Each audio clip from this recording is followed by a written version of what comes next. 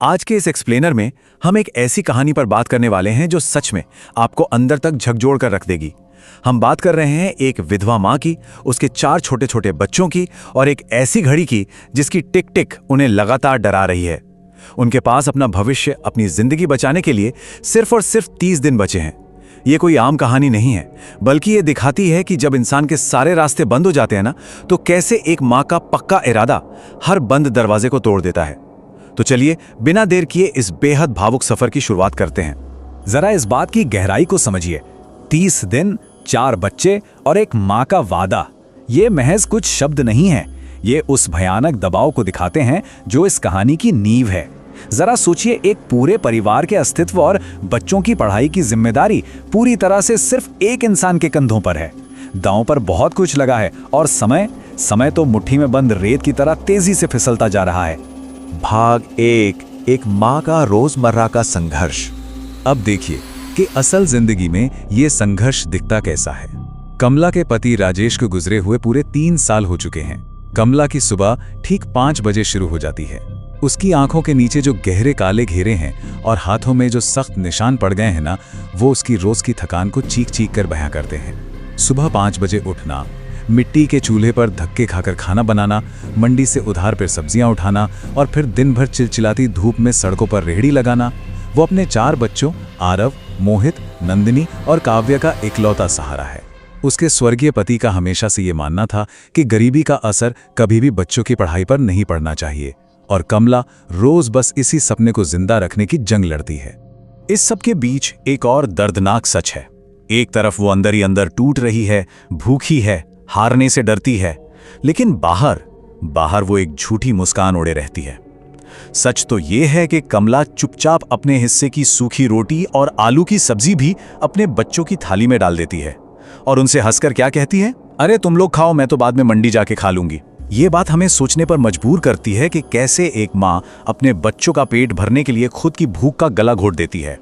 अब आते हैं इस कहानी के सबसे तनावपूर्ण हिस्से पर, 30 दिन की उल्टी गिनती।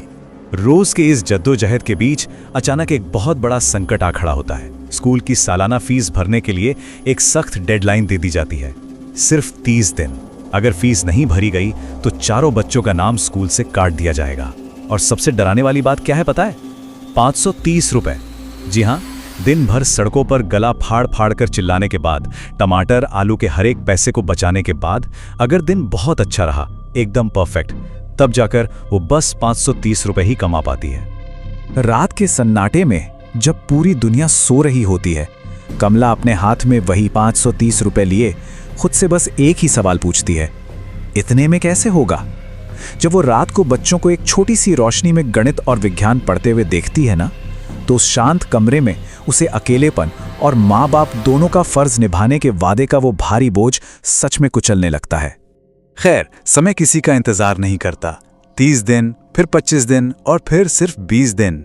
जैसे जैसे ये दिन कम हो रहे हैं, कमला की घबराहट बढ़ती जा रही है। उसने अब 5 बजे नहीं 4 बजे ही उठना शुरू कर दिया है। वो दोपहर की उस जला देने वाली धूप में भी बिना एक घूंट पानी पिए, बिना एक पल छांव में बैठे लगातार काम कर रही है। लेकिन फिर टूटने की कगार पर ला खड़ा करने वाला एक तूफान आता है। कहानी में एक ऐसा मोड़ आता है जो सब कुछ तबाह कर देता है। तनाव एकदम चरम पर है। अचानक एक भयंकर बारिश का तूफान आता है और सारी सड़कें एकदम खाली हो जाती हैं।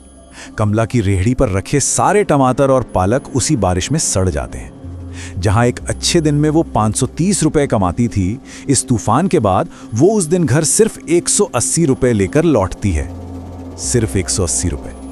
ये सिर्फ एक नंबर नहीं है, ये उस पूरी तबाही का प्रतीक है जिसने एक ही झटके में उसकी रोजी रोटी छीन ली। और बस इस पल में आकर वो झूठी मुस्कान आखिरकार टूट ही जाती है। कमला घर पहुंचकर एकदम खामोश बैठ जाती है। बच्चों के सामने पहली बार उस माँ की हिम्मत जवाब दे जाती है जो अब तक एक मजबूत दीवार की तरह खड़ी थी। वो खामोशी उस छोटे से घर में बहुत जोर से गूंजती है। अपनी माँ को इस तरह टूटते हुए देखकर उसकी छोटी सी बेटी नंदिनी उसके पास आती है और वो जो कहती है वो किसी का भी दिल चीर दे। वो अपनी माँ के इस भारी बोझ को कम करने के लिए कहती है कि वो अपनी पढ़ाई छोड़ देगी। हम अगले साल पढ़ लेंगे माँ। ये दिखाता है कि गरीबी में बच्चे कितनी जल्दी समय से पहले ही बड़े हो जाते हैं। लेकिन क्या एक माँ ये बर्दाश्त कर सकती है? बिल्कुल नहीं।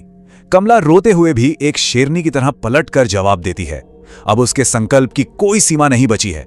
वो बिल्कुल साफ कर देती है कि हार मानना उसके लिए कोई विकल्प नहीं है। तुम्हारी पढ़ाई नहीं रुकेगी, चाहे मुझे कुछ भी करना पड़े। लेकिन यहां एक बहुत बड़ा सवाल उठता है। जरा सोचिए, जब इंसान अपनी पूरी ताकत लगा दे, जब उसके पास कुछ भी ना बचे और उसकी हिम्मत पूरी तरह जवाब दे जाए, तो उस वक्त उसे गिरने से कौन बचाता है? और यहीं से शुरू होता है एक नया अध्याय, समाज का आगे आना। अगले दिन जब पूरी तरह से हताश कमला अपनी रेहड़ी पर खड़ी होती है, तो वो अनजाने में ही अपने दिल का गुबार सब्जी खरीदने आई एक आम महिला ग्राहक के सामने निकाल देती है। अब देखिए कि कैसे एक छोटी सी बात क्या कमाल करती है। कमला ने सिर्फ एक इंसान से अपना दुख बांटा, उस महिला ने पूरे मोहल्ले में वो बात बता दी, और फिर अगले ही दिन डरी हुई कमला अपनी रेहड़ी के चारों तरफ एक बड़ी भीड़ को खड़ा पाती है। ये किसी फिल्म का सीन नहीं है, ये असल जिंदगी में इंसानियत की जी जागती मिसाल है। वो भीड़ वहां कोई तमाशा देखने नहीं आई थी, वो मदद करने आई थी।